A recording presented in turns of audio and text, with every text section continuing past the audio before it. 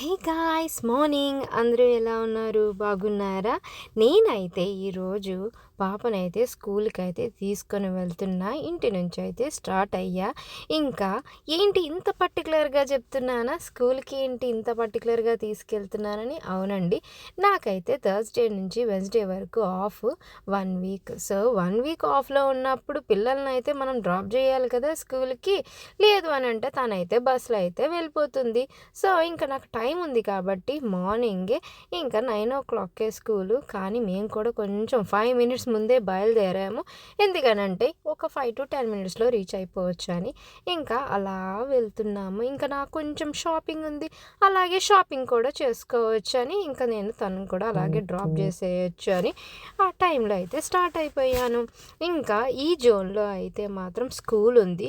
ఈ స్కూల్ ఉన్నప్పుడు మాత్రం మనం 25 స్పీడ్ జోన్‌లోనే డ్రైవ్ చేయాలి. అంతకు మించి డ్రైవ్ చేస్తే మాత్రం మనకి ఫైన్‌లయితే పడతాయి. ఫైన్‌లెందుకండి? ఎందుకంటే మనకు కారే ముఖ్యం. కార్ లేనిదా కెరీర్ లేదు ఫారెన్‌లో. So, car is mandatory. And ఇదైతే 80 స్పీడ్ జోన్. ఈ 80 స్పీడ్ జోన్‌లో అయితే ఇంకా 80లోనే ఎళ్ళాలి. అంతకన్నా తగ్గినా పక్కన నుంచి వెళ్ళిపోతూ ఉంటారు. మనల్ని తిట్టుకుంటూ కూడా ఉంటారు. సో, కొంచెం ఆ స్పీడ్ లిమిట్‌ని మెయింటైన్ చేసుకుంటే బాగుంటది. ఇంకైతే దగ్గరలోకైతే వెళ్ళిపోతున్నాం స్కూలు. తను కూడా కంగారు పడుతుంది. ఇంకా స్పీడ్‌గా డ్రైవ్ చేయి అని. ఎంత పిల్లలు చెప్పినా మనం మాత్రం డ్రైవ్ చెయ్యం కదా! మనకి ఏ లిమిట్‌లో ఉందో ఆ లిమిట్ స్పీడ్‌లోనే మనం డ్రైవ్ చేయాలి. ఇదొచ్చి 60 స్పీడ్ జోన్. సో, 60లోనే వెళ్తున్నాము. ఇంకా మా ఫ్రెండ్ కనిపించింది. ఇంకా కాఫీకైతే వెళ్దామన్నది. సరే అని క్లైమేట్ కూడా బావుంది.